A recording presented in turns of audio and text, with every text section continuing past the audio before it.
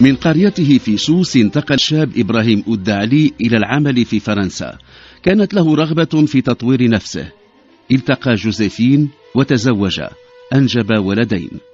ولما أحيل على التقاعد كان يعتزمان العودة إلى إداو كنايف والاستقرار بها، ولكن الموت لم يمهل جوزيفين. بعد عام استقر إبراهيم في أجادير. كان ينوي ذاك العام أداء مناسك الحج. ملفات بوليسية. القصص التي نقدم لكم هي من صلب الواقع. تعمدنا تغيير أسماء الأشخاص وأحيانا الأماكن، وإذا ما وقع تشابه أو تطابق في الأسماء أو الوقائع فإنه من باب الصدفة ليس إلا. بعيد الاستقلال كان الشاب إبراهيم الدعلي يرعى الغنم في أطراف قرية إداو كنايف في سوس.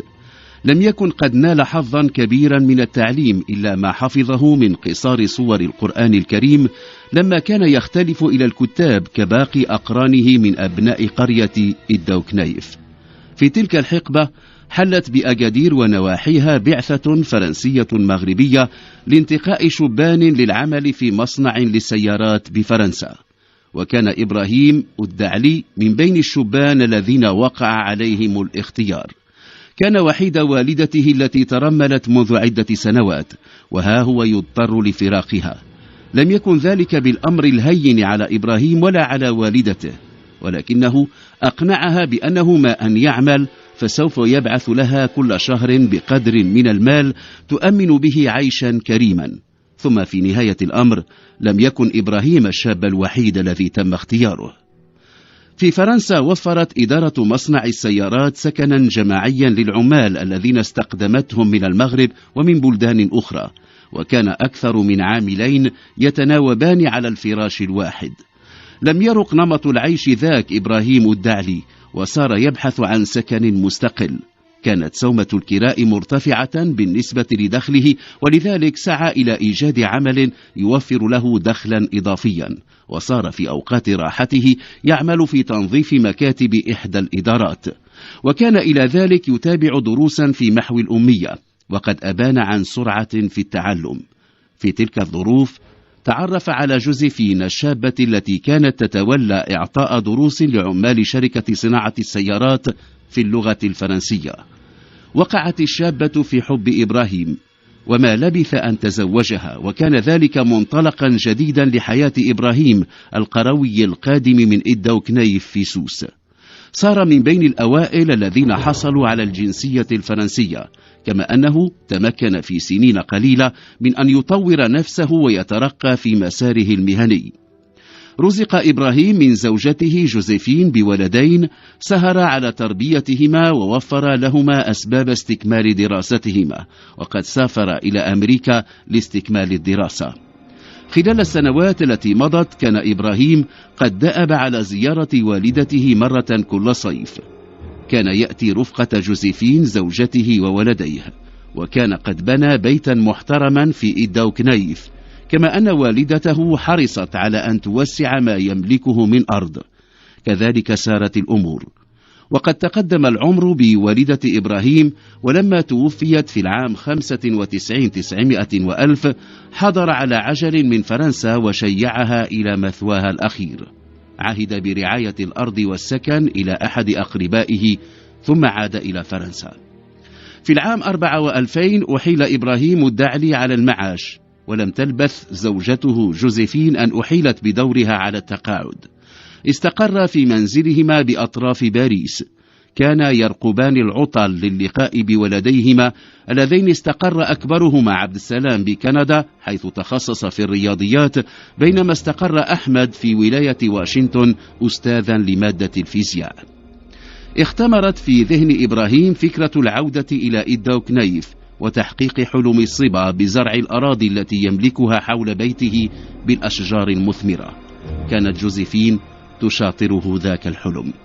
الآن وقد أحيل على التقاعد لم يعد هناك من مانع لتحقيقه، ولما كان يستعدان للسفر أصابت جوزيفين وعكة صحية مفاجئة، تم نقلها إلى المستشفى ولم تبرحه سوى جثة هامدة. أصاب إبراهيم حزن شديد. نحن الآن في العام 2005. كان ولداه اللذان حضرا من كندا ومن الولايات المتحدة الأمريكية لتشييع والدتهما إلى مثواها الأخير قد أحس بما يعانيه والدهما. كان يلحظان أن بقاءه في منزل الأسرة بضاحية باريس سيزيد من حزنه. ففي ذلك البيت كل تلك الذكريات الجميلة مع جوزيفين التي أحبته وأحبها، جوزيفين التي لم تتخلى عنها حتى وافاها الأجل المحتوم.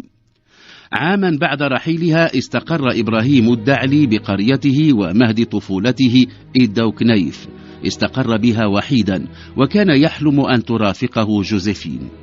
وبرغم تلميحات رجال من القرية ونساء من عائلته، فإن إبراهيم رفض أن يتزوج بعد جوزيفين.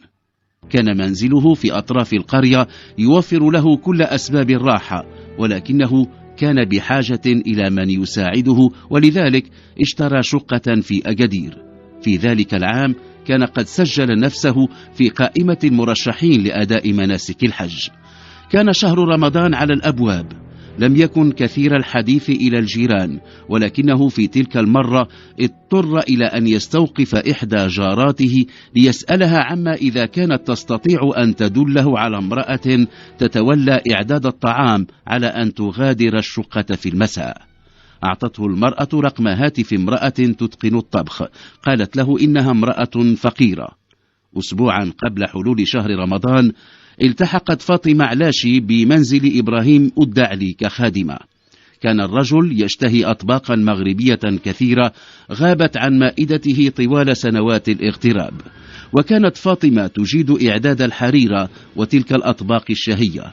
وبما أن إبراهيم كان قد علم أنها فقيرة ولها أسرة وأن زوجها عاجز عن العمل، كذلك قالت له، فإنه أذن لها بأن تعد من الطعام ما يكفيه ويكفي أسرتها أيضا. كانت تبدو سعيدة بمعاملة الرجل الذي جعل من أوقات الصلاة إيقاعا لمغادرة بيته، وكانت ترى في نمط عيشه دليلا على ثراء وغنى. ومع كل المعاملة التي كانت تلاقيها من الرجل، فإنها لم تكن تتردد في أن تحرجه وتطالبه بتسبيق عن أجرتها.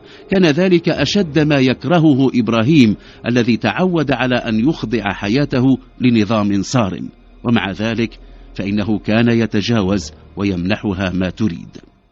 يوم 26 من رمضان عاد إبراهيم إلى البيت بعد أن صلى العصر في مسجد الحي. استلقى في الصالون ولم يستيقظ إلا على صوت المؤذن وهو ينادي إلى صلاة المغرب. نهض مسرعا، توضأ، أيقن أنه لن يدرك الصلاة في المسجد وقرر الصلاة في بيته.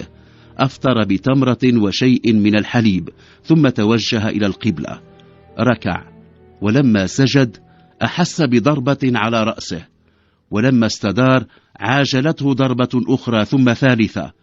بعد دقائق صار جثة متكومة على سجادة الصلاة التي كساها الدم. بعد 3 أيام بدأ سكان العمارة يشتمون رائحة كريهة تأتي من شقة إبراهيم الدعلي، وما لبثت الرائحة الكريهة أن انتشرت في كل أرجاء العمارة. إذ ذاك أبلغ الشرطة. حضر العميد الخضار البشير رئيس الدائرة 10 بأجدير، وبموافقة من النيابة العامة اقتحم الشقة بعد أن استعان بخبير أقفال. كانت الجثة التي بدأت في التعفن مكومة في الصالون، كان الرأس مهشما. تم رفع الجثة ونقلها إلى مستودع الأموات، وبعد ساعة كان العميد الخضار البشير يطرق أبواب شقق العمارة. كاد الجيران يجمعون على أن لا صلة لهم بجارهم الذي قتل، وأنه كان رجلا يميل إلى العزلة. في مسرح الجريمة لم تمكن أعمال المسح سوى من رصد بصمات مختلفة ومتقطعة. أبانت المعاينة أن القاتل أو القتلة قاموا بالاستيلاء على أشياء كانت في المنزل، وهو ما أكدته تلك الملابس المبعثرة في أرضية غرفة النوم وفي غرفة ملاصقة لها. أثبتت المعاينة التي قام بها الطبيب الشرعي لجثة إبراهيم أن الرجل قتل ب3 ضربات بواسطة أداة حادة تم تصويبها إلى رأسه، وأن الذي حدث يعود إلى نحو 5 أيام. كانت جريمة شنعاء في أواخر شهر رمضان. كان الباحثون تحت ضغط شديد، فهم مطالبون بفك لغز مقتل إبراهيم الدعلي بأسرع ما يمكن. وقد ارتأى العميد الخضار البشير أن انتظار ما سيسفر عنه تحليل البصمات التي تم رصدها في تلك الشقة سيتطلب أسبوعا على الأقل، ولذلك وبعد الحصول على موافقة رؤسائه قام باتخاذ سكن حارس العمارة مكتبا لاستجواب سكانها رجالا ونساء وأطفالا إذا ما اقتضى الأمر ذلك. وقد اعتمد أسلوبا لينا في التعامل مع سكان العمارة، وهكذا تمكن من الحصول على معلومة ذات قيمة. فقد أفادته سيدة تسكن العمارة واسمها فاطمة الراجي بأن الرجل الذي قتل ولم تكن تعلم اسمه سألها ذات يوم قبيل شهر رمضان أن تدله على امرأة تتقن الطبخ. قالت إنها أعطته هاتف امرأة تدعى فاطمة علاشي، وهي طباخة ماهرة تعرفت عليها في أحد الأعراس. لم تتردد المرأة في إعطاء العميد رقم الهاتف المذكور، وبعد الحصول على إذن من النيابة العامة أخضع ذلك الرقم للتنصت. وقد اتضح أنه في اسم رجل ادعى أن ذاك الرقم هو رقم هاتفه الذي سرق منه قبل عدة أشهر، وإنه أبلغ الشرطة بذلك وأدلى بما يثبت ما يدعيه. بدت التحريات وكأنها عادت إلى النقطة الصفر.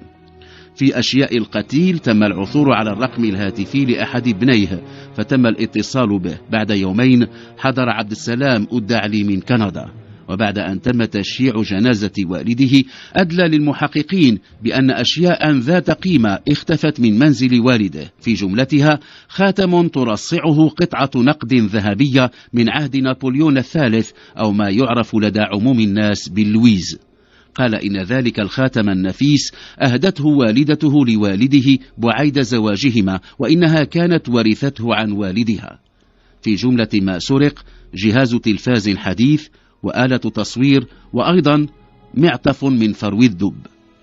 من حسن حظ المحققين الذين تولوا البحث في هذه الجريمة أن الشرطة كانت تقيم مراقبة على أحد تجار المجوهرات بعدما صارت تشك في أنه يشتري المجوهرات المسروقة ويعيد تدويرها.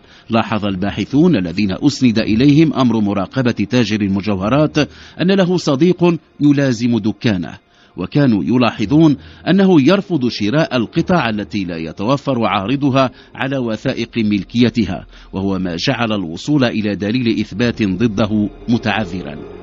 وبعد إبلاغ عبد السلام ولد إبراهيم الدعلي عن خاتم لويز الذي سرق من منزل والده، تم تكثيف المراقبة على محل بائع المجوهرات. ولاحظ الباحثون هذه المرة أن الرجل الذي يكون بباب المحل لا يلبث أن يلحق بكل شخص حاول بيع ما بحوزته فيقوم بشرائه ثم يعود إلى محل صاحبه.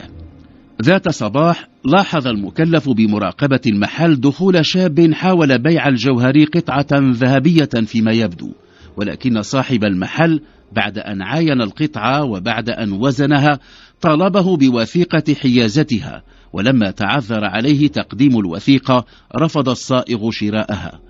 انتبه المراقب إلى أن الرجل الواقف بباب المحل ما لبث أن لحق بالشاب، وكان في الجانب الآخر من الشارع مفتش شرطة يتابع. ولما أيقن أنهما اتفقا على الصفقة اتصل بالعميد الذي أمر بالقبض على الشاب ثم على صاحب الصائغ مباشرة بعد أن تطأ قدمه محل المجوهرات.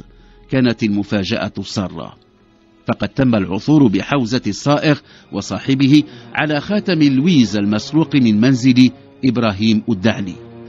ادعى الشاب أنه حصل على الخاتم من أحد السياح الأجانب، ولما اقتيد إلى منزله اكتشف الباحثون وجود امرأة قال إنها والدته ورجل قال إنه زوجها.